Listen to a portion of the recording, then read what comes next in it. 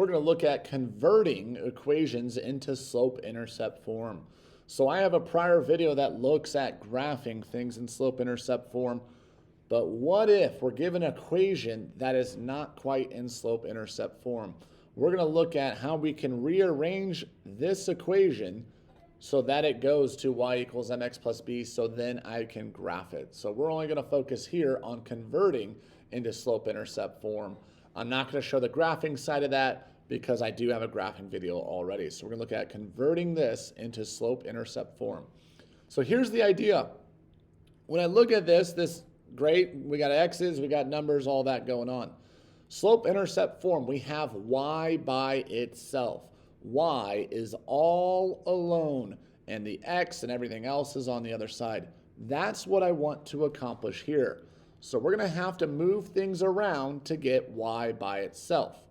So in the order of doing things, essentially we are solving for y. By trying to get y by itself, we're trying to solve for y.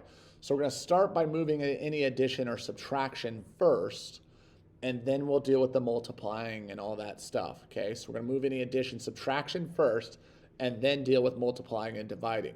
The reason there is we're doing PEMDAS backwards, okay? So let's start, when we look at this, I have a 3x plus 5y.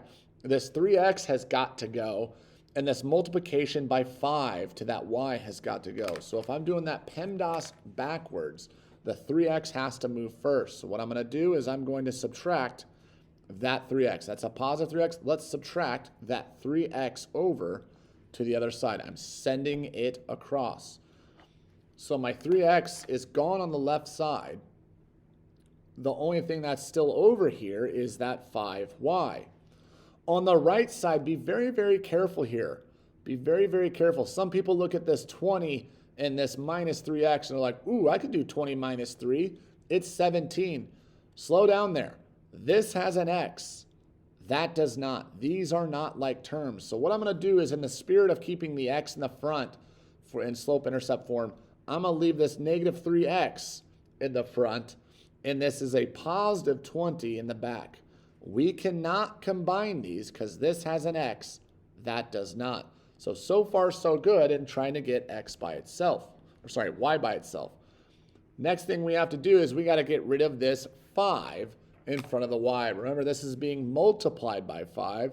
So what I'm going to do, the opposite of multiplying by 5, if I want to move it across, is divide by 5. So I'm going to divide this side by 5 and divide the entirety of the other side by 5. Divide the left by 5, divide the right by 5. So here we go. When you multiply and divide by 5, they're going to go away because we're moving that 5 across, and I get my plane y. Remember, that was my goal. Get my plane y. Over here, be very, very careful again. This is the side we got to be careful on. Let's do this division. Let's start with this negative 3. Don't need to worry about the x. Negative 3 divided by 5. Now, I know some of you are very calculator heavy here, so we can keep with that. If you do negative 3 divided by 5, you're going to say, well, shoot, that's negative 0.6. Some of us know how to change that into a fraction, and some of us say this negative 3.5. If you see this and you know how to represent it as a fraction, great. What I'm going to do is I'm going to convert this to a fraction on my calculator by hitting math and then hit enter, enter. We get negative 3 over 5, negative 3 over 5. That's the first piece there. What I still have to do is I still have to divide this 20 divided by 5. So I got to divide both of these by 5. That's what everyone kind of forgets. So let's do 20 divided by 5, which is a positive 4. There we go. This looks a lot better, and it's our slope-intercept form. So I just rearrange things. So now I can look at this and say, my slope is negative 3 over 5, and my y-intercept is at 4. So I can go graph that if I wanted to. One more example for you, then we'll stop. I got a 4x minus 3y equals 9. Same deal. Got to get the y by itself. So I got to move pieces across to get y by itself. The first thing that's got to go, that 4x has got to go. We've got to move the addition subtraction pieces first, and then we'll deal with this multiplication of this 3 here. So this 4x has got to go. I see a positive 4x here, so I'm going to do a minus 4x and a minus 4x. What that's going to leave behind is we're still going to have this negative with this 3. Negative 3y is still on that left side. Right side, be careful. These are not like terms. This does not have an x. It's a plain old 9. This 4, this minus 4, has an x with it. So we can't do the 9 minus 4. Can't do it. They don't both have x. I'm going to put the x term first. There's that negative 4x. And that positive 9 I'm going to put in the back. Next thing I got to do is I got to get rid of that multiplication by negative 3. That multiplication by negative 3.